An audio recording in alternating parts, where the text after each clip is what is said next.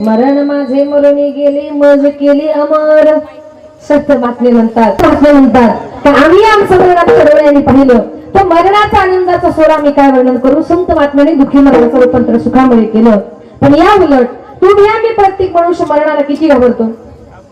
एका गावात एक मनुष्य त्याने विचार केला, अरे रात्रंदिवस किती संसार केला, कितीही प्रपंच केला, हातामध्ये काय पैसा राहत नाही. त्यापेक्षा म्हटला जातो आणि एखाद्या ठिकाणी जीवच दिला पाहिजे. त्याच्या लक्षात आलं की अरे आपल्या गावाच्या जवळून ट्रेन जाते. ट्रेन आली, तिच्या खाली जीव दिला की माणसाचा जीव जाणार. तो मनुष्य संसाराला फार कंटाळला. रागाच्या भरामध्ये सकाळी सकाळी उठला. रागाने तो ट्रेन खाली जीव द्यायला चालला. आता ट्रेन खाली जीव द्यायला चालला, पण बरोबर जेवणाचा डब्बा घेऊन गेला. चालला कुठे? जीव द्यायला. बरोबर जेवणाचा डब्बा घेऊन गेला. रुळाच्या मध्ये जाऊन बसला. एक जण म्हटला, अरे बाबा असा रुळाच्या मध्ये का बसलास? ट्रेन आली, अंगावर गेली तर मरशील ना. म्हटला, अरे बाबा मी मरायला चालू. तो म्हटला, का रे तू मरायला आला आणि मग जवळ जेवणाचा डब्बा कशाला? तो म्हटला, साहेब जर चुकून जर ट्रेन लेट झाली तर परत जेवायला आलाय कुठे?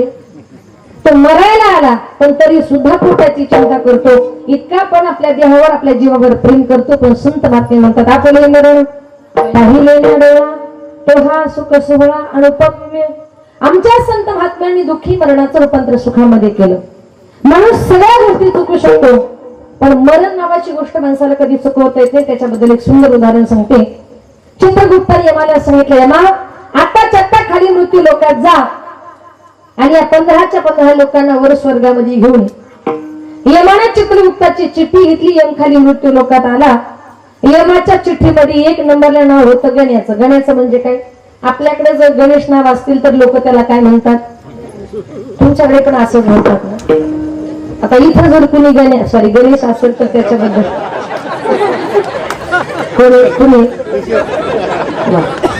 कुठल्याही गावाचा एक तरी गणेश असतो. एक तरी गणेश गावात असतो. बरं आता गणेश नाव म्हणजे चांगलं गणपतीचं नाव, पण तरी लोक त्याला गण्याच म्हणायचे. आता गण्या नावानं प्रसिद्ध असल्यामुळे यम प्रथम गण्याच्या घरी गेला. तुमच्याबद्दल सांगत नाही बघा, दृष्टांतातला गण्या.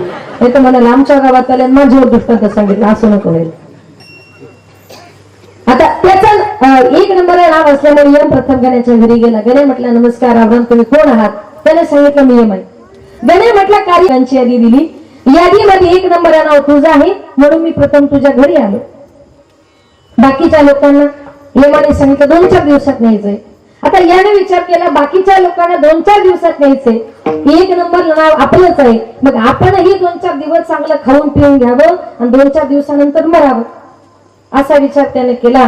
गण्या यमाला म्हटला, यमा तू स्वतःहून मला घ्यायला आलास. आता दुपारचा 1 वाजला. मला भूक लागली, तुलाही भूक लागली असेल. माझ्या बायकोला मस्तपैकी 5 पकवानाचं भोजन बनवायला सांगतो आणि एकदा का जेवण झालं तर तुम्हाला घेऊन जा.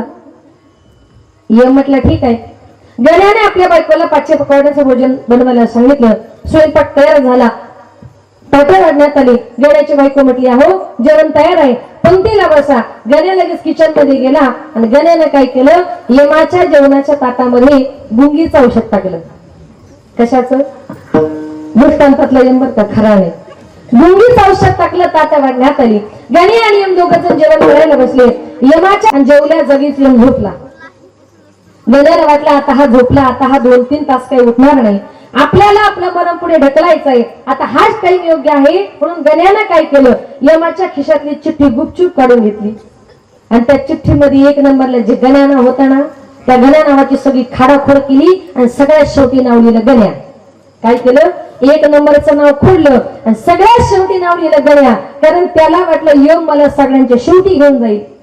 संध्याकाळी यमाची गुंगी उतरली. यम उठला. यम म्हटला, गण्या मी तुझ्यावर फार खुश आहे. गण्या म्हटला, का रे यमा एवढा खुश कशाला झालास? यम म्हटला, हे बघ गण्या, मृत्यू लोकात अनेक वेळ आलो, अनेक लोकांच्या घरी गेलो, पण अजूनपर्यंत साधा कोणी चहा नाही पाजला रे. पण तुझ्या घरी आल्यानंतर मात्र 5 पकवानाचं भोजन काय, वरून 2-3 तास आराम काय. म्हणून गण्या तुझ्यावर एवढा खुश आहे, एवढा खुश आहे आणि मी तुझ्यावर खुश होऊन असं ठरवलंय गण्या, मी असं करतो, तुला नेण्याऐवजी यादीत जातं शेवटी नाव आहे ना त्यालाच मी घेऊन जातो. शेवटी नाव कोणाचं होतं, लिहिलं कोणी होतं त्याने. म्हणून माणूस सगळ्या गोष्टी चुकू शकतो, पण मरण नावाची गोष्ट माणसाला चुकवता येत नाही. याला कारण का चाल हे शरीर कोणाची असते, चाल हे शरीर कोणाची असते, कोणाची असते, चाल हे शरीर कोणाची असते, चाल हे शरीर कोणाची असते, चाल हे शरीर कोणाची असते, कोण बोलविते हरिवीणा, कोण बोलविते हरिवीणा,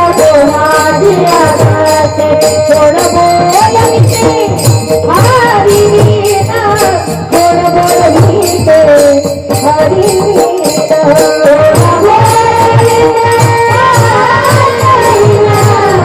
बोलविते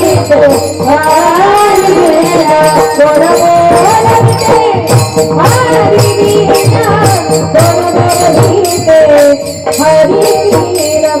देखली ऐकली एक नारायण, देखली ऐकली एक नारायण,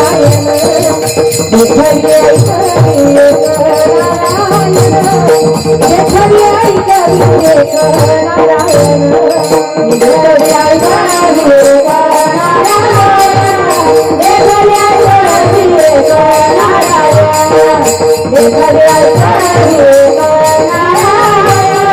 देखली ऐकली एक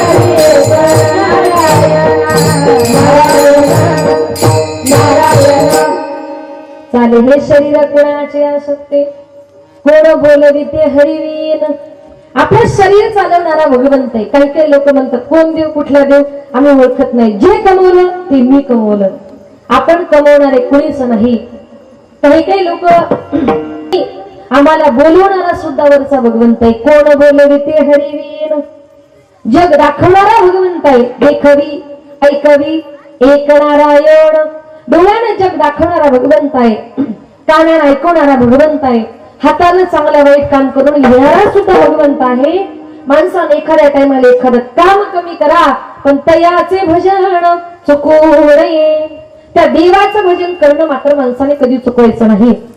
इथून पुढे आपल्याला आपला उद्धार जर करायचा असेल तर तेवढी एकच साधन राहिले, ते म्हणजे भगवंताचं चिंतन. आणि एक ध्यानात घ्या, भगवंत कधीच कोणाचं वाईट करत नाही. बरेच लोक म्हणतात त्या देवाने आमचं खूप वाईट केले, आम्ही त्याचं नाव घेत नाही. पण ध्यानात घ्या, भगवंत कधीच कोणाचं वाईट करत नाही. कारण या जगामध्ये जेवढी माणसं आहेत, भगवंत म्हणतात ममे वंश जीवलोके जीवभूता सनातन हा मना षष्टानी इंद्रियानी प्रकृती स्थानिम करशती. या जगामध्ये जेवढी माणसं आहेत तेवढे सगळे माझेच अंश आहेत. म्हणून भगवंतानं आपलं वाईट जरी केलं ना, त्या वाईटातून सुद्धा काही दिवसांनी चांगलं उत्पन्न होत असतं. एक वाक्य लक्षात घ्या, जे होतं ते चांगल्या करता होतं. काय जीवनामध्ये वाईट जरी घडलं तर एक वाक्य ध्यानात घ्यायचं, जे होतं ते चांगल्या करता होतं. तुम्हाला एक उदाहरण देऊन सांगेल म्हणजे पटेल. एक दिवस अकबर आणि बिरबल दोघे जण जंगलामध्ये फिरण्याकरता गेले आणि जंगलामध्ये शिकार करता करता अचानक अकबराचं बोट तुटलं. बोट तुटल्यानंतर अकबर बिरबलाकडे पळत पळत गेला. सांगितलं बिरबला, अरे शिकार करता करता माझं बोटच तुटलं रे. बिरबल म्हटला बरोबर झालं राजे साहेब, देव जे करतो ते चांगल्या करता करतो. अकबराला राग आला, अरे माझं बोट तुटलंय, मला वेदना होत आहेत, त्याच्यावर काही मलमपट्टी करायची आणि तू म्हणतो देवानं चांगलं केलं. अकबराला बिरबलाचा राग आला, त्यांनी बिरबलाला धरलं आणि तुरुंगामध्ये टाकून दिलं. आणि काही दिवसानंतर आपल्या सैन्याबरोबर अकबर जंगलामध्ये फिरण्याकरता गेला. जंगलामध्ये फिरत असताना उन्हाळ्याचे दिवस होते. मोठं वादळ उठल्यामुळे अकबराची सैन्याची ताटातूट झाली. सैन्य गेलं एका दिशेला आणि राजा गेला दुसऱ्या दिशेला. राजा ज्या दिशेला गेला ना त्या दिशेला समोरून काही भिल्ल समाजाचे लोक येत होते आणि त्यांना त्यांच्या देवीला एक नरबळी द्यायचा होता, म्हणजे माणसाचा बळी द्यायचा होता. म्हणून नरबळी जंगलामध्ये शोधत असताना नेमकं त्यांच्या हातामध्ये भेटला तो राजा. त्यांनी त्या राजाला पकडलं, धरून बांधून देवी मातेसमोर नेलं. देवी मातेला सांगितलं, माते तुला नरबळी पाहिजे होता ना, तुझ्या करता जंगलातून आम्ही हा नरबळी पकडून आणलाय. भरलेलं बांधलेलं होतं राजाला माहिती होतं माझे हातपाय बांधलेत, आता या ठिकाणी माझं कुणीच नाही, आता काही क्षणात माझा जीव जाणार, होत्याचं नव्हतं होणार. राजा खूप घाबरला होता. एकानं सुरा पाजळण्याकरता घेतला, आता मान कापायची, सुरा वरती केला, हा घे माते बळी. राजाच्या मानेवर सुरा पडणार, तेवढ्यात देवी माता बोलली थांबा, मला नरबळी पाहिजे, पण हा बळी मला चालणार नाही. भक्ताने सांगितलं का माते? मातेने सांगितलं मला अव्यंग बळी पाहिजे. अव्यंग म्हणजे काय? जो बळी माझ्या करता आणलाय त्याचे हातपाय सगळे व्यवस्थित पाहिजे, या बळीचं बोट तुटलेलं आहे असा बळी मला चालणार नाही. चालणार नाही म्हटल्याबरोबर अकबराला सोडून दिलं. राजा खूप घाबरला होता. खरंच बिरबल म्हटला होता देव जे करतो ते चांगल्या करताच करतो. बरं झालं माझं बोट तुटलं म्हणून माझा जीव वाचला. मी विनाकारण बिरबलाला तुरुंगामध्ये टाकलं, पश्चाताप झाला, पळत गेला, बिरबलाचे पाय धरले, सांगितलं बिरबला मला माफ कर, मी विनाकारण तुला तुरुंगामध्ये टाकलं रे. बरं झालं आज माझं बोट तुटलं म्हणून मी वाचलो, नाहीतर आज बोट तुटलं. बरं झालं देवाने चांगलंच केलं, मला माफ कर. बिरबलाने सांगितलं राजे साहेब माफी मागण्याची गरज नाही, तुम्ही मला तुरुंगामध्ये टाकलं ना ते सुद्धा देवाने चांगलंच केलं. म्हटले कसं काय? बिरबल म्हटला बघा राजे साहेब आज आपण दोघं जण जर बरोबर असतो तर तुमचं बोट तुटलेले म्हणून तुम्हाला सोडून दिलं असतं आणि मी सगळ्यात चांगला होतो, देवी मातेसमोर माझाच बळी गेला. म्हणजे थोडक्यात काय, बोट जरी तुटलं देवाने चांगलंच केलं आणि मला तुरुंगामध्ये टाकलं तरी सुद्धा देवाने चांगलंच केलं, कारण प्रत्येक वाईटातून कधी ना कधीतरी चांगलं काहीतरी उत्पन्न होत असतं. माझा भगवंत कधीच कोणाचं वाईट करत नाही. म्हणून तुकोबाराय म्हणतात जो आला त्याला प्रत्येकाला जायचंय. उदाहरणार्थ ब्राह्मण काय सांगणार, तुमचा मुलगा डॉक्टर होणार, इंजिनियर होणार, बंगला बांधणार, गाडी घेणार, भरपूर पैसे कमवणार, आणि हे सगळं ऐकून त्या मुलाच्या आई बापाला आनंदाच्या उकळ्या फुटतात. पण तुकोबारायांनी सांगितले अशा ब्राह्मणाला आम्ही खरा ब्राह्मण म्हणणार नाही. आणि मी खरा ब्राह्मण कोणाला म्हणू? जो सांगेल का तुमचा मुलगा ह्या दिवशी जन्माला आला पण ह्याच तारखेला मरणार आहे, कारण जर जन्माला आला त्याला मरावं लागतं. अभंगाचे प्रथम चरण. उपजला प्राणी उपजला प्राणी नराहे तुझारे, उपजला प्राणी नराहे तुझारे, उपजला प्राणी नराहे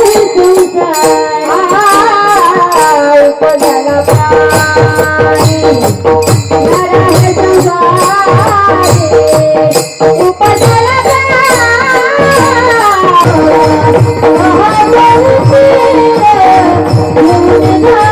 तुझारे,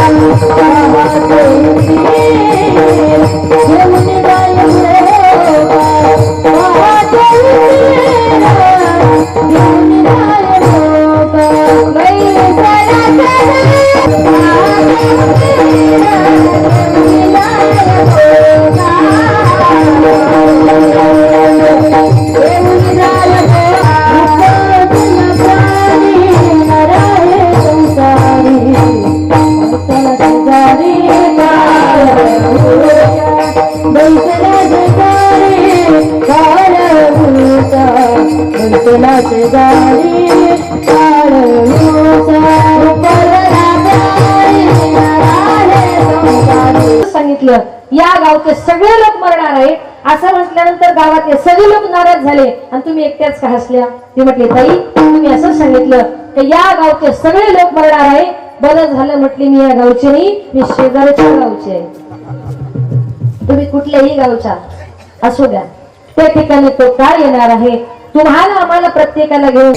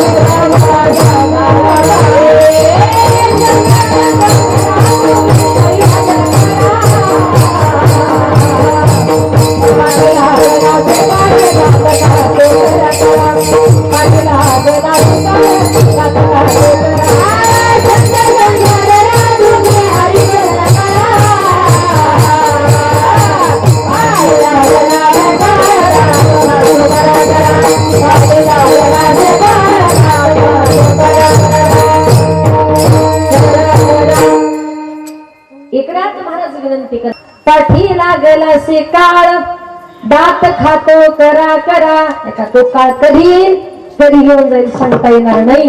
पण उठा उठा जागा पाठी भैया आले मोठे पंढरी वाचोनी तुझा ठावळा आहे कोठे.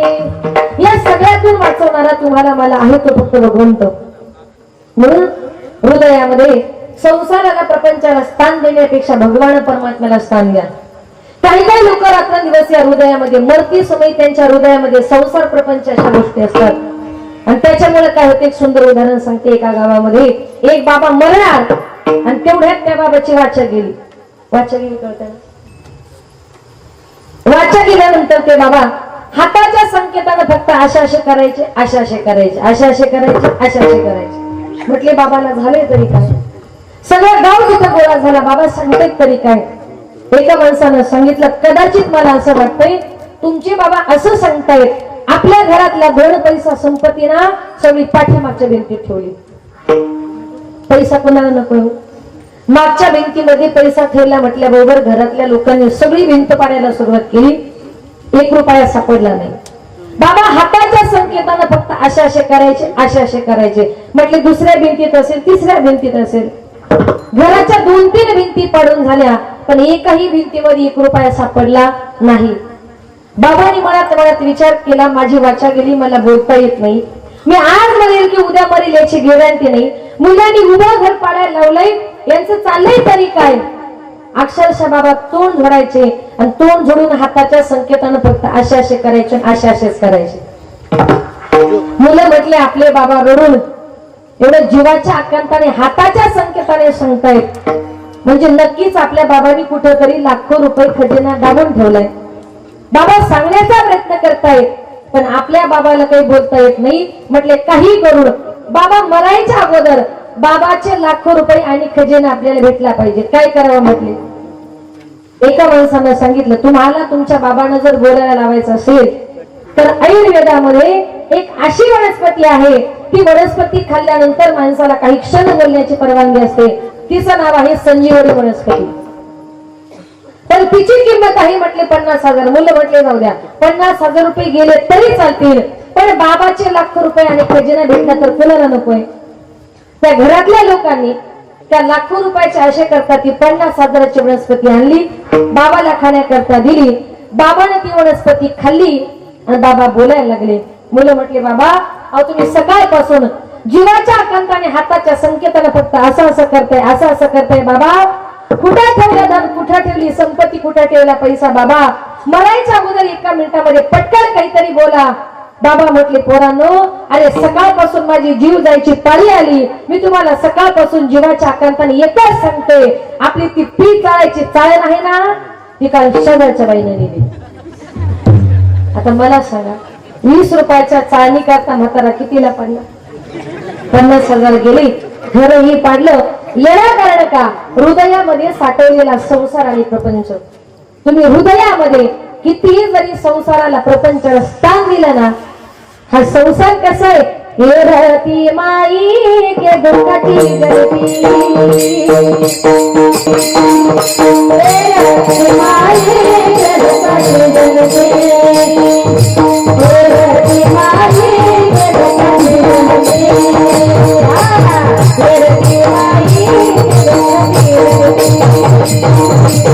रहती माई के दुखती गरबी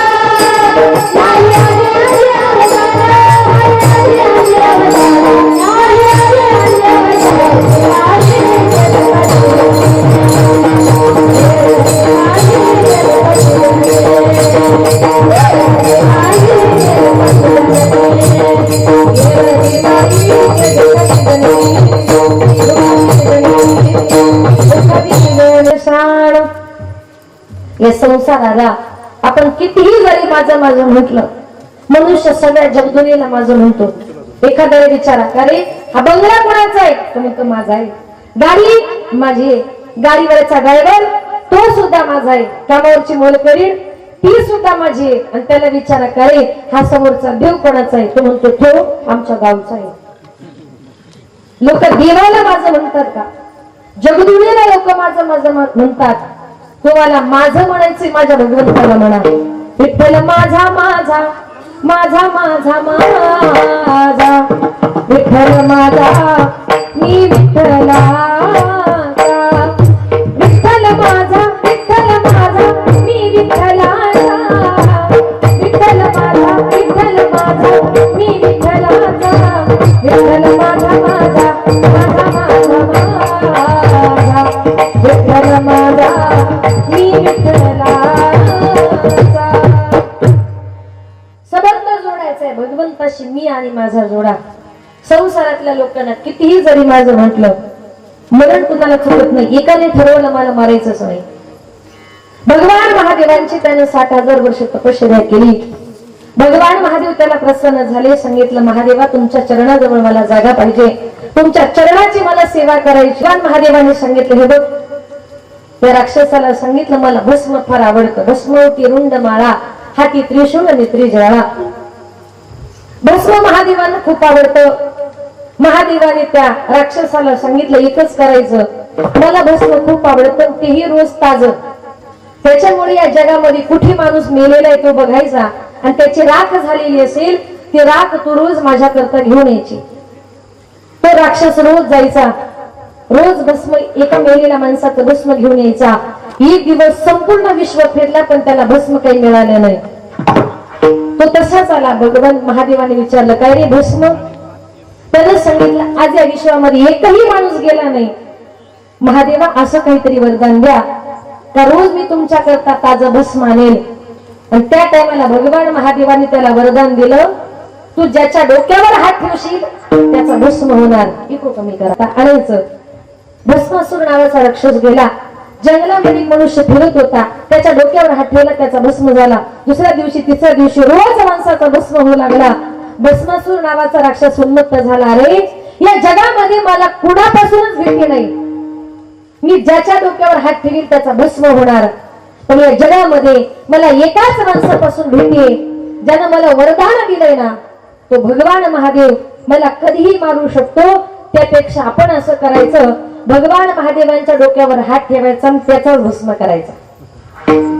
जेथील या कृपे लागिवरू तेथेची होय व्याभिचारू. निकाय भस्मासुरू अर्जुन म्हणे. इथं बसलेल्या प्रत्येकाला सांगेल, ज्यानं आपल्यावर उपकार केले त्या उपकारी माणसाला जीवनामध्ये कधीच विसरायचं नाही. आणि एखाद्याचे उपकार जर आपण विसरला तर त्याला माझ्या संतांनी भस्मासुराची उपमा दिली. ज्याला उपकार केले त्याच्यावर अपकार करायचे नाही, त्याच्या उपकाराची जाणीव आयुष्यभर ठेवायची आणि त्याच्याजवळ नम्रपणे वागायचं. भस्मासुर उन्मत्त झाला. आता भगवान शंकरांना मला मारायचंच. अतिशय क्रोधायमान झाला होता. कैलास लोकांमध्ये गेला, आता भस्म करायचं. आता भस्म करायचं म्हटल्यानंतर त्यावेळेला तो जेव्हा गेला त्या टायमाला भगवान महादेवाने बघितलं, हा नक्की माझ्या डोक्यावर हात ठेवणार आणि माझा भस्म करणार. भगवान महादेव भयभीत झाले, पळत गेले, ब्रह्मलोकात गेले. ब्रह्मदेवाला सगळा घडलेला प्रकार सांगितला. ब्रह्मदेवाने सांगितलं, महादेवा वरदान तुम्हीच दिले, मी त्याला अडवू शकत नाही. तसेच भगवान महादेव भयभीत झाले, विष्णू लोकात गेले आणि विष्णूंना सांगितलं, विष्णू माझ्या पाठीमागे तो राक्षस लागलाय, काही करा पण मला त्याच्यापासून वाचवा. आणि त्या टायमाला भगवान विष्णूने सांगितलं, तू अजिबात घाबरू नको. भगवान विष्णूने त्याला अभय दिलं आणि भगवंताच्या लक्षात आलं, अरे आता मला भस्मासुरा वाचवायचंय. आता पूर्वीच्या काळच्या राक्षस फक्त स्त्रिया बघितल्या की मगच थांबायचे. आता याला थांबवायचे, महादेवांना वाचवायचे, याच्या करता मला स्त्रीच व्हावं लागेल. माझे भगवान विष्णू रूपी मोहिनी झाली आणि ती मोहिनी भस्मासुराच्या रस्त्यामध्ये येऊन थांबली. आणि ज्या वेळेला भस्मासुर नावाच्या राक्षसाने त्या मोहिनीला बघितलं ना, त्या भगवान शंकरांच्या पाठीमागे पळायचं सोडून त्या मोहिनीच्या पाठीमागे पळू लागला.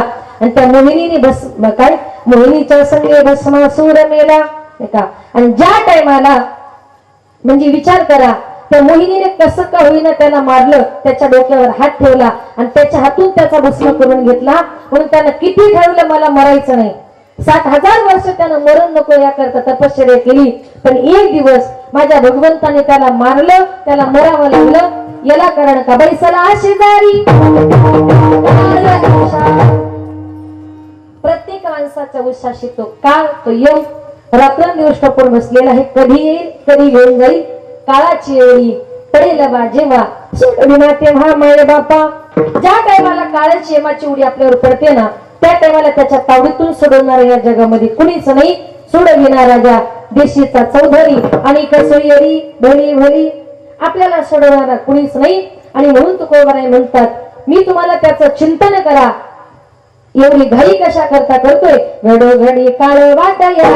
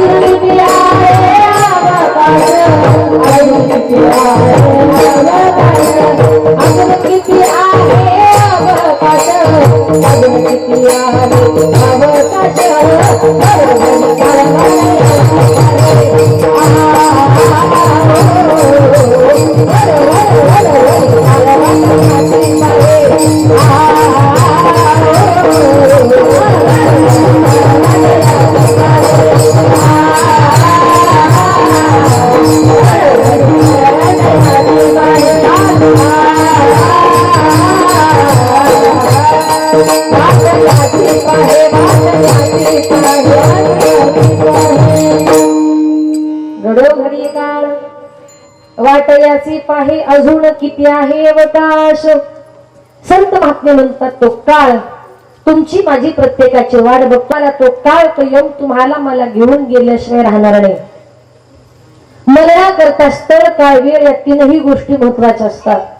ज्या टायमाला माणसाचं स्थळ काळ वेळ जुळून येतो त्या टायमाला माणसाचा मृत्यू होतो. बघा कधी कधी एखाद्या मोठ्या ऍक्सिडेंट मधून माणूस वाचतो, बरोबरचे 2-4 लोक जातात आणि एकटाच वाचतो. त्या टायमाला लोक म्हणतात तुझा काळ आला होता पण तुझी वेळ आली नव्हती. मरणा करता स्थळ काळ वेळ या तीनही गोष्टी जीवनामध्ये फार महत्वाच्या आहेत. मग जीवनामध्ये स्थळ काळ आणि वेळ या 3 गोष्टींना किती महत्व आहे त्याच्याबद्दल एक सुंदर उदाहरण सांगते, जरा कान देऊन ऐका. एका गावामध्ये एका बाबाच्या मुलाचं लग्न झालं. लग्न होऊन जवळजवळ 10-15 वर्ष झाले पण घरामध्ये काही पाळणा हलेना. अनेक डॉक्टर बघितले, अनेक देवांना नवस केले पण घरामध्ये काही मुलबाळ होत नाही. घरातल्या सगळ्या लोकांनी पंढरपूरच्या पांडुरंगाला नवस केला, हे पांडुरंगा या वर्षीची आळंदी ते पंढरपूर घरातली सगळी मंडळी पायीवारी करू पण आम्हाला मुलगा होऊ दे.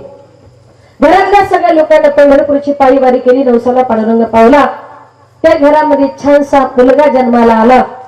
मुलाचा 5वीचा दिवस उजळला असं म्हणतात. 5वीच्या दिवशी बाळाचा एक 7वीचा पाटा पुजतात. तुमच्याकडे पुजतात का पाटा? त्या दिवशी असं म्हणतात रात्री 12 वाजता 7वी येते आणि तिचा टाक ती त्या पाट्यावर टाकते किंवा बाळाच्या कपाळावर लिहून जाते. बाबाने सांगितलं ही तयारी. घरातल्या लोकांनी सांगितलं रात्री 12 वाजता 7वी येणार आहे आणि या मुलाचं नशीब कपाळावर लिहून जाणार आहे. बाबाने सांगितलं नातू जो काय झालाय तो आम्हाला नवसानं झालाय, पंढरपूरच्या पांडुरंगाच्या नवसानं झालाय. 7वी कधी येते आणि माझ्या नातवाच्या कपाळावर त्याचं नशीब कधी लिहिते, मी तिला नशीब लिहू देणार नाही. याच्याकरता किती वाजता येणार आहे? घरातल्या लोकांनी सांगितलं 12 वाजता सटवीला घरामध्ये येऊ द्यायचं नाही आणि त्याचं नशीब कपाळावर लिहू द्यायचं नाही. याच्या करता 11:30 वाजल्यापासून म्हातारा दरवाजाच्या उंबऱ्यामध्ये काठी घेऊन बसला. कशाला? सटवीला घरामध्ये येऊ द्यायचं नाही. 11:15 वाजले, घड्याळ बघितलं, म्हटलं आता सटवी यायचा टाइम झाला. कशी येते बघतोच म्हटला. अगदी 12ला 5 मिनिटं कमी होते, सटवी यायचा टाइम झाला आणि तेवढ्यात म्हाताऱ्याला झोप लागली. सटवी आतमध्ये गेली, नाकाच्या कपाळावर काहीतरी लिहिलं, पुन्हा बाहेर चालली. म्हाताऱ्याला जाग आली. म्हातारा म्हटलं काय रे सटवी, आतमध्ये कधी गेली आणि माझ्या नातवाच्या कपाळावर काय लिहिलंय? सटवीने सांगितलं बाबा तुझ्या नातवाच्या कपाळावर एकच लिहिलंय, जेव्हा तुझा नातू लग्नाचा होईल त्याचं लग्न जमेल, लग्नाच्या दिवशी दुपारी 12 वाजता लग्न मंडपामध्ये 2 बैलांची झुंज होईल आणि त्याच बैलांच्या झुंजीमध्ये तुझ्या नातवाचं मरण आहे.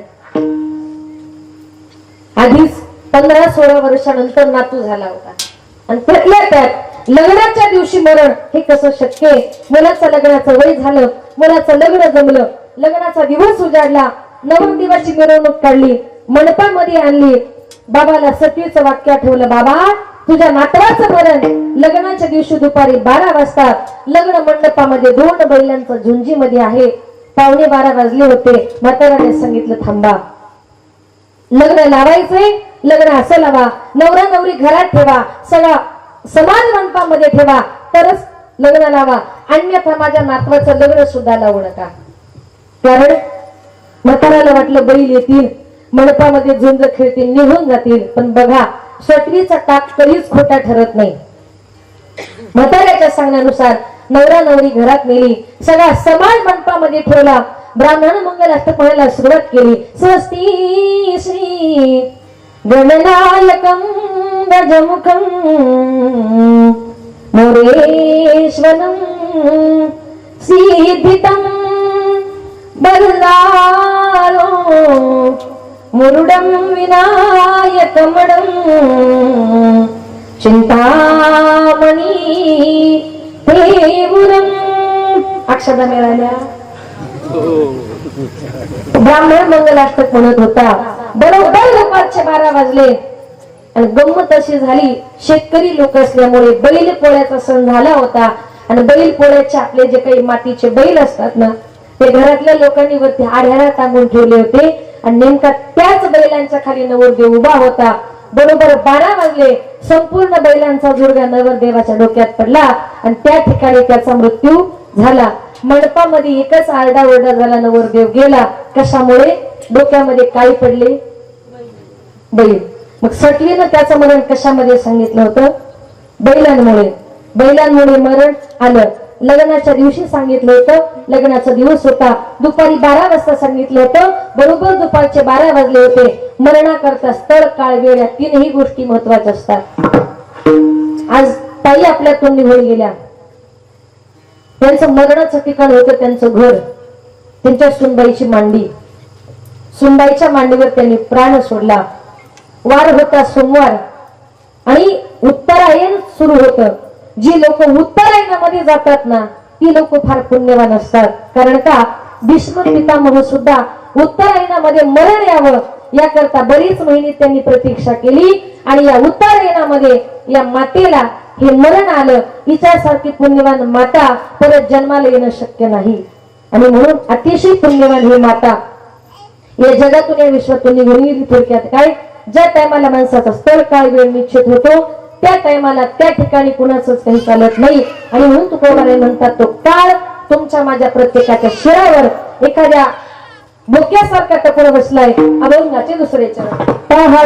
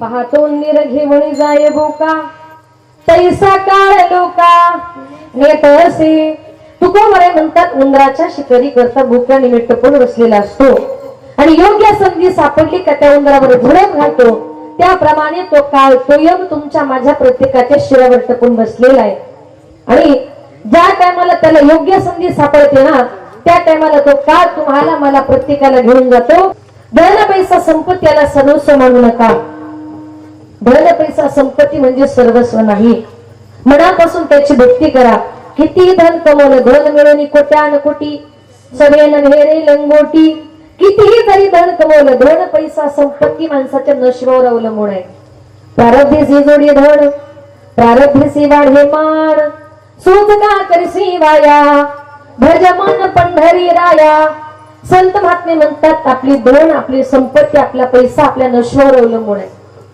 काही काही लोक म्हणतात आमच्याजवळ खूप पैसा येतो पण आमच्या हातात पैसा राहत नाही याला कारण का पैसा हा त्याच्या मार्गाला जातोय आपल्या जवळ जर 1000 रुपये असतील त्या 1000 रुपयातले पण त्याच्यातले 200 रुपये दवाखान्यात गेले आणि डॉक्टरची काळजी सुद्धा भगवंताला आहे घरामध्ये किराणा संपला आणि विनाकारण 200-400 रुपये गेले किराणा दुकानदाराची काळजी सुद्धा भगवंताला आहे रुपयाची चप्पल घ्यायला लावली अरे चप्पल वाल्याची काळजी सुद्धा भगवंताला आहे या जगामध्ये आपलं काहीच नाही 1000 रुपये असतील रुपयाचा वाटा भगवंताने केलाय कारण का पैसे होता पण खूप कंजूस होता 1 रुपया खर्च करायचा म्हटला की खूप पुढचा मागचा विचार करायचा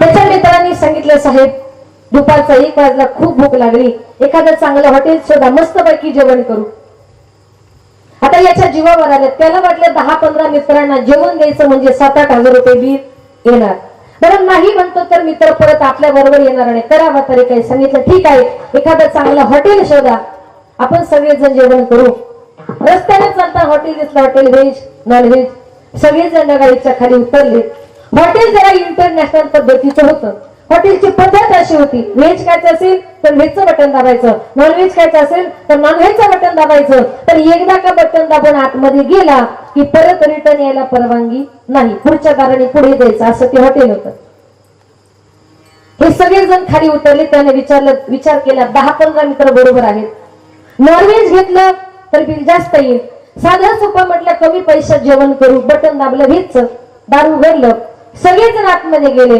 दार पुन्हा लागलं रिटर्न यायला परवानगी नाही पुढे गेले दुसऱ्या दारावर दुसरी पाटी लागली त्याच्यावर असं लिहिलं होतं मिष्टान्न की झुणका भाकर आता मिष्टान्न म्हणजे 5 पकवानाचं भोजन आणि झुणका भाकर म्हणजे पिठलं भाकर किंवा बेसन भाकर त्याने विचार केला 10-15 मित्र बरोबर आहेत मिष्टान्न घेण्यापेक्षा म्हटलं झुणका भाकर कमी पैशात बटन दाबलं झुणका भाकरीचं दार उघडलं आतमध्ये गेले रिटर्न यायला परवानगी नाही पुढे गेले तिसऱ्या दारावर तिसरी पाटी लागली आता त्याच्यावर असं लिहिलं होतं विकत की फुकट. आता ही फुकट खाणारे गिऱ्हाईक त्याने विचार केला फुकट मिळतंय ना, कशाला पैसे द्यायचे. सध्या म्हटलं फुकटच जेवण करू. बटन दाबलं, फुकटच दारू घडलं, आतमध्ये गेले. आता फुकट जेवण मिळणार इतका आनंद झाला होता. आनंदाने रस्त्याने चालत होते आणि जसे हॉटेल मधून चालत चालत गेले ना, चालत चालत डायरेक्ट एसटी स्टँडला जाऊन पोहोचले. फुकट. ती म्हटली अरे आपण तर हॉटेलमध्ये जेवण करण्याकरता आलो, हॉटेल मालकाने फसवलं. म्हटले चला दुसऱ्या हॉटेलला जाऊ. पुन्हा गेली. रस्त्यानं चालताना hotel veg non veg. Hotel veg मोठी पाटी लिहिली होती आणि त्याच्यावर असं लिहिलं होतं या बसा भरपूर जेवण करा, तुमचं बिल तुमचा नातू देईल. आता म्हटलं विषयच नाही. मला लग्न, माझं लग्न होणार, मला मुलं होणार आणि मग मला मुलं झाले का त्यांची मुलं बिल देणार. आता मला काय गरज आहे म्हटलं, नातू बिल देणार आहे ना. आता म्हटलं भरपूरच खाऊन घेऊ. व्हेज सांगायचं, नॉन व्हेजची ऑर्डर दिली. सगळ्यांनी मस्तपैकी फुल जेवण केलं. हात धुतला, बाहेर चालला. हॉटेल मालक म्हटला अरे हात धुवून चाललास, 10,000 रुपये बिल कोण देणार.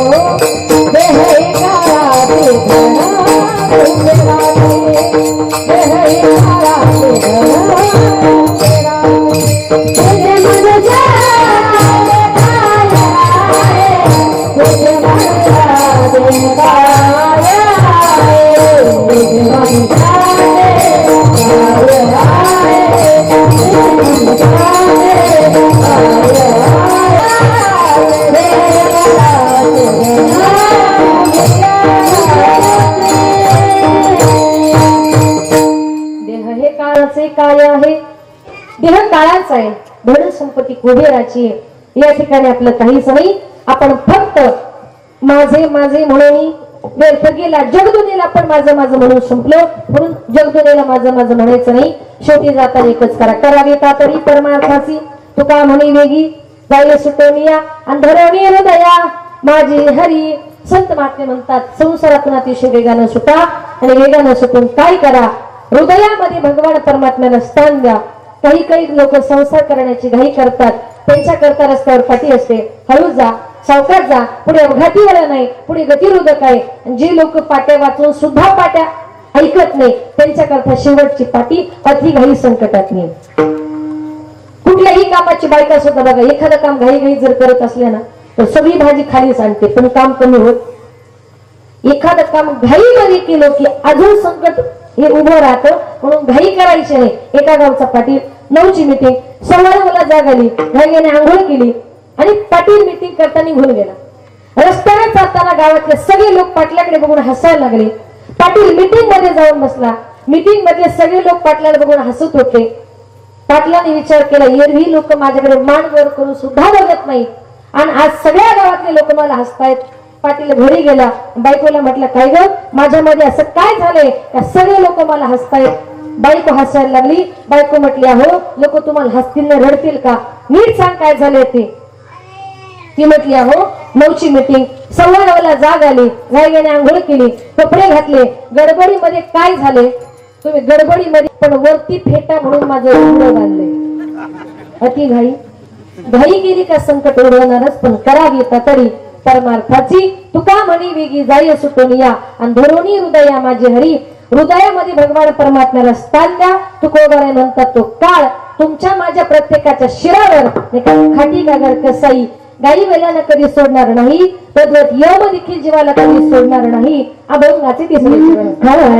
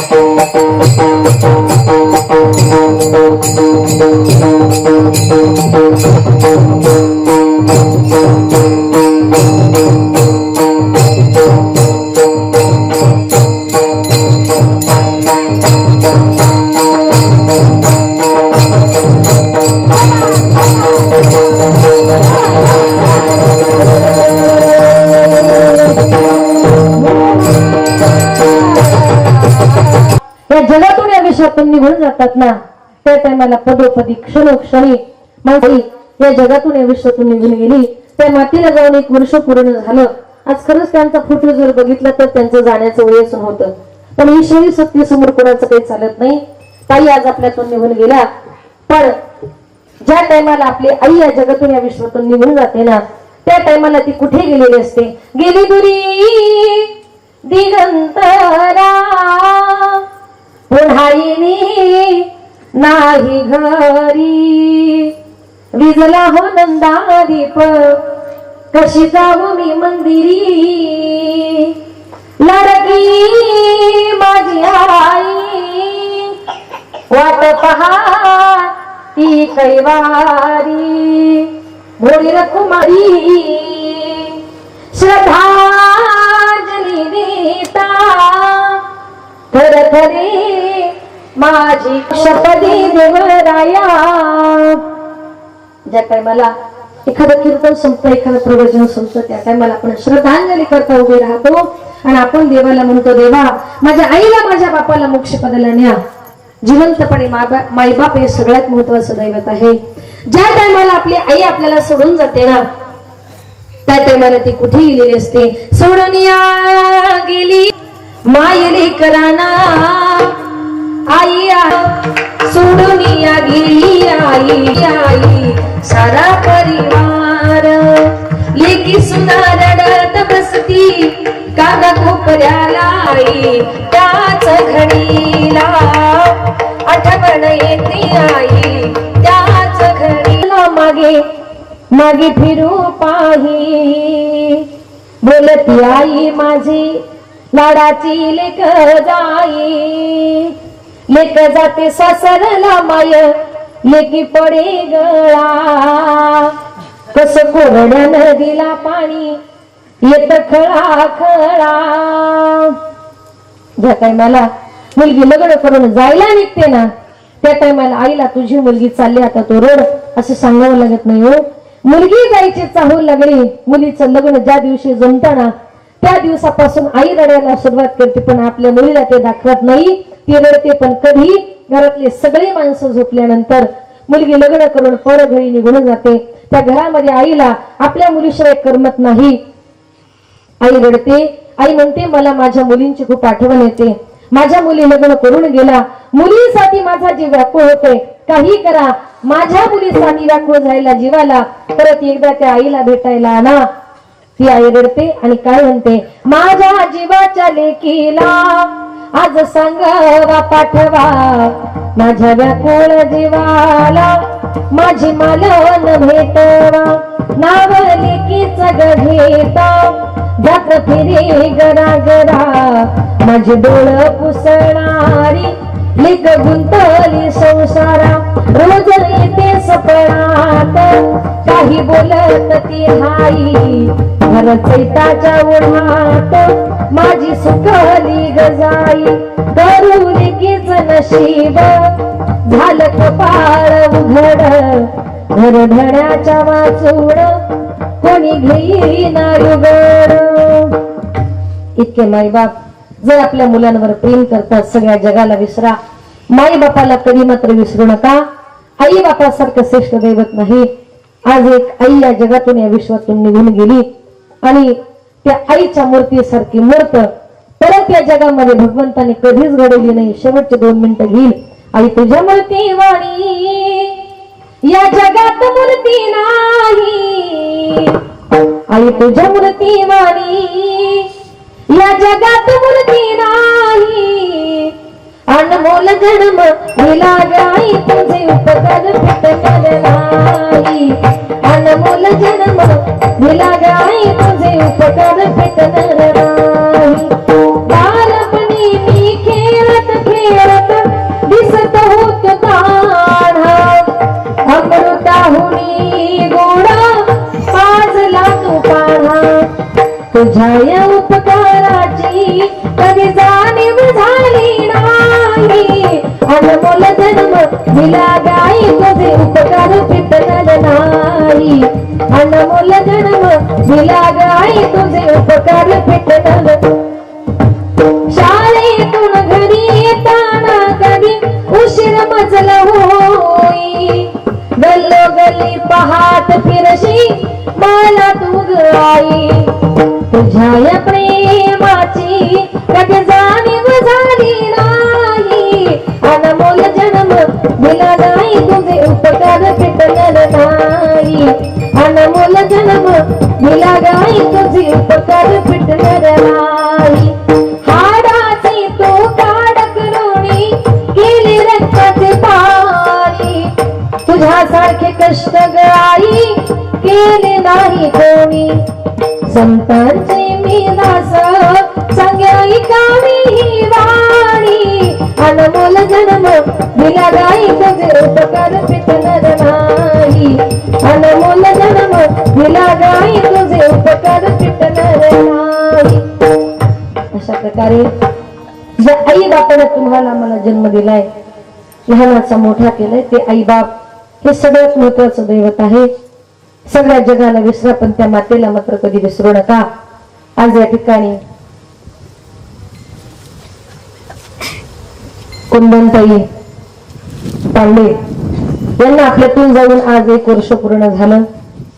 त्यांच्या पश्चात त्यांचा एकुलता एक मुलगा, एक सुनबाई, त्यांच्या 2 मुली, नातवंड, त्यांचा संपूर्ण पांडे परिवार. आणि खरंच एका मुलाचं मुलींचं आपल्या आईवर किती प्रेम असेल ते प्रेम आज या कार्यक्रमातून व्यक्त होते.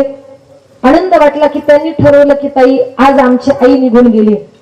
आमच्या आईने आमच्याकरता खूप कष्ट केले, अतिशय कष्टाचं मोलाचं जीवन जगलं. धार्मिक कार्याची तिला आवड होती, कीर्तनाची भजनाची तिला आवड होती. आमच्या आई गेली.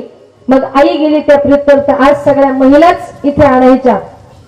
म्हणून आज त्यांच्या मुलांच्या मुलींच्या त्यांच्या परिवाराच्या विनंतीला मान देऊन आज या ठिकाणी इतका मोठा खर्च त्यांनी केलाय. एवढा खर्च करणं सोपं नाही. एवढ्या लांबून आम्हाला आणलंय. ही सगळी मंडळी या ठिकाणी आली याला कारण का केवळ आपल्या आईनं आपल्यावर केलेले संस्कार आणि आईने आपल्यावर केलेलं प्रेम, आईच्या प्रेमापुढे सगळं काही फिक्क आहे हे त्याने दाखवून दिलं. आणि त्यांनी मला सांगितलं ताई आई गेली, आईच्या प्रित्यर्थ स्टेजवर आम्हाला सगळ्या महिला पाहिजेत, एकही पुरुष नको. म्हणून आज या ठिकाणी हे सगळ्या महिला इथे आल्या आणि त्यांनी सांगितलं की ताई आम्ही स्वयंपाक करण्याकरता आचारी म्हणून त्या सुद्धा महिलाच ठेवल्या. का तर आई गेली म्हणून तिची एक आठवण म्हणून आम्हाला काहीतरी आगळा वेगळा कार्यक्रम करायचा आहे. म्हणून भाऊंच्या विनंतीला मान देऊन आज या ठिकाणी ज्यांनी गोड अशी मृदुंगाची सेवा दिली त्या महाराष्ट्रातील एक नामवंत महिला मृदुंगाचार्य. महाराष्ट्रामध्ये कुठेही महिला सत्ता असेल तर ज्यांचं नाव एक नंबरला असतं ते आमच्या यशोदाताई साळुंके, चांदवड तालुका, जिल्हा नाशिक. इथून इथपर्यंत या कार्यक्रमाकरता आल्या, गोड सेवा दिली. खरंच इथं बसलेल्या महिला पुरुषांना सगळ्यांना विचारेल, मृदुंग वाजवायचं म्हटल्यानंतर मर्दाची ताकद लागते, पण तुम्हाला इथे वाटले का एक महिला वाजवते? किती गोड सेवा दिली. आवडला असेल तर अवश्य टाळ्या वाजवा. गोड सेवा दिली आणि त्यांचा 1 वर्षाचा मुलगा एवढ्या लांबून इथपर्यंत घेऊन आल्या. त्यांचे या ठिकाणी मनपूर्वक आभार. ज्यांनी गोड असं गायनाचं काम केलं. दोन्ही गान सम्राज्ञी. महाराष्ट्रात कुठेही महिला सत्ता असेल तर दोघी जर तिथे नसतील तर तो सत्ताच होऊ शकत नाही. म्हणून आज या ठिकाणी आमच्या मनमाड नांदगाव इथून आलेल्या आमच्या राणीताई दौंड आणि मुंढेगाव इगतपुरी घोटी इथून आलेल्या आमच्या मंगलताई गतीर एवढ्या लांबून या कार्यक्रमाकरता आल्या, गोड गायन केलं. त्यांचंही टाळ्या वाजवून स्वागत करा. या ठिकाणी पाठीमागे ज्या विद्यार्थिनी आहेत त्या आमच्या ध्येयपूर्ती. माझ्या मुलीचं नाव ध्येय आहे बरं का. तिचं नाव मी संस्थेला दिलं. एकच मला मुलगी 7-8 वर्षानंतर झाली. माझंही ध्येय पूर्ण झालं आणि त्याच्यानंतर माझी संस्था चालू झाली. म्हणून ध्येयपूर्ती संत मुक्ताई मुलींची वारकरी शिक्षण संस्था, वाशेरे, तालुका अकोले, जिल्हा अहमदनगर. संगमनेरच्याही पुढे, संगमनेर सगळ्यांना माहिती आहे, संगमनेरच्या पुढे 20 किलोमीटर आमचं गाव आहे. आणि त्या संस्थेतल्या सगळ्या विद्यार्थिनी इथे आल्या, सुंदर प्रकारे नाचल्या, गायल्या. त्यांचं जर तुम्हाला पावले आवडले असतील तर अवश्य टाळी वाजवा. किती सुंदर लहान लहान मुली इथे आल्या. आणि सगळ्यात माझी छोटी कन्या ध्येया पाटील तिथं किती सुंदर नाचते तुम्ही बघितलं असेल. आणि या सगळ्या विद्यार्थिनींचे आभार. हार्मोनियमची सेवा देणारे आमच्या ताई आपल्या गावातल्याच आहेत. गोड सेवा दिली. त्यांनी मला कालच फोन केला, ताई मला जास्त वाजवता येत नाही. म्हटलं घाबरू नका, मी काही कुणाला बोलत नाही, स्वर दिला तरी चालेल. ताई तुमचे आभार. विमेकरी सुद्धा एक महिलाच आहेत, त्या ताईंचे आभार. आमचा आवाज तुमच्यापर्यंत ज्यांनी सुंदर गोड पोहोचवला शिष्टीमाला दादांचे आभार. तुम्ही सगळा श्रोतवर्ग, माझ्या माता भगिनी, पुरुष वर्ग, तरुण मंडळ, गावातील आजूबाजूच्या परिसरातील अनेक मंडळी या कार्यक्रमाकरता उपस्थित झालात. खूप सुंदर असं कार्यक्रमाचं नियोजन केलं होतं. मला रोज दिवसाला 4-4, 5-5 फोन यायचे, ताई तयारी जय्यत झालेली आहे, तुम्ही लवकरात लवकर या. मी सांगितलं 6-7 वाजताची ती काळजी करू नका. इतकं तुम्ही चांगलं नियोजन केलं, इतका तुम्हाला त्या कार्यक्रमाचा उत्साह होता, पण दुष्ट लागली हो. कारण का आम्हाला यायला थोडासा उशीर झाला. एका गाडीचा प्रॉब्लेम झाल्यामुळे 2 तास औरंगाबाद मध्ये गेल्यामुळे यायला थोडासा उशीर झाला. आणि मी रात्रीवर का 2 वाजता उठून आम्ही 3 वाजता निघालो होतो. आणि 3 वाजता संगमनेर मध्ये आम्ही सगळ्या जणी तिथे भेटलो. 2 गाड्या घेतल्या. सकाळचं कीर्तन आम्ही श्रीरामपूर नगरला केलं आणि 10 ते 12चं कीर्तन करून परत इकडे आलो. आता उद्या सकाळी परत तिकडे भिगवण करमाळा, तिकडे सकाळी रात्री 6 ते 8 परत पुण्यात आहे. आणि हे सगळे कार्यक्रम करून मग आम्ही जाणार आहोत. हे सगळं आमचा ताफा बरोबरच आहे. गोड सेवा देतात, त्याच्यामुळे महाराष्ट्रातले लोक कुठेही बोलवायला तयार आहेत. तुम्ही सगळ्यांनी ही सेवा बरोबर 9 ते 11च्या वेळेस श्रवण केली. खरंच म्हणजे आता मला इतका आनंद वाटतोय का 12:15 वाजून गेलेत, पण तुम्ही सगळे माझ्या समोर इतक्या आनंदात, इतक्या उत्साहात बसलात. का तुमच्याकडे बघून असं वाटतं अजून जरी 2 तास कीर्तन केलं कुणाला झोप लागणार? करायचं मग आनंद वाटला की खरंच एवढ्या लांबून आम्ही आलोय, पण तुम्ही तुमचा उत्साह तसाच दाखवला. आल्याबरोबर शेकडोनी माणसं स्वागताला होती. खूप सुंदर आमचं सगळ्यांनी स्वागत केलं. तुमच्या सगळ्यांचे मनपूर्वक आभार. या कार्यक्रमाकरता माझे पती श्री प्रकाश मांडव पाटील ते देखील या ठिकाणी उपस्थित आहे. त्यांची साथ आहे म्हणून भिवंडी होऊन या ठिकाणी बघू नका गाडीत झोपलेत. बाया लगेच कुठे बाईचं नवरा लगेच बिचाऱ्या शोधतात. ती तिथे पुढे बसली होती, शूटिंग केली, निघून गेले. का तर दिवसभर प्रवास झालाय, रात्रभर परत प्रवास करायचे. त्यांची साथ आमच्या मुलीने इथपर्यंत घेऊन आले आमचे संतोषभाऊ वैद्य, त्यांचे या ठिकाणी मनपूर्वक आभार. युट्यूबच्या माध्यमातून ही सेवा संपूर्ण महाराष्ट्रभर दिसणार आहे. त्यांनी 2 तास या कार्यक्रमाचं शूटिंग केलं, त्यांचे मनपूर्वक आभार. बोलताना चुकलं असेल तर क्षमस्व झालेली सेवा विठ्ठल रुक्मिणीच्या आई जगदंबा मातेच्या चरणी समर्पित करून सेवेला पूर्णविराम. जगदंबेचा आशीर्वाद तुमच्या माझ्या सर्वांवर आहे. तिचा आशीर्वाद आहे म्हणून आपण सुखाने आहोत. तिचा आशीर्वाद असाच आपल्या सगळ्यांच्या पाठीशी राहू द्या. आणि बोलताना परत एकदा चुकला असेल तर क्षमस्व झालेली सेवा माझ्या विठ्ठल रुक्मिणीच्या चरणी समर्पित करून या ठिकाणी शेवटी एक बहिरेवीच्या ऐवजी माझी छोटी कन्या आपल्या समोर 2 मिनिटांमध्ये गौरव सादर करेल आणि लगेच कार्यक्रमाची सांगता होईल. 2 मिनिटाकरता कृपया कुणीच उठायचं नाही. तुम्हाला मोठे किडे पान जागडा मात फोडीला मात फोडीला मात फोडीला मात फोडीला बड मोठे किडे पान जागडा बड मोठे किडे पान जागडा मात फोडीला बाई मात फोडीला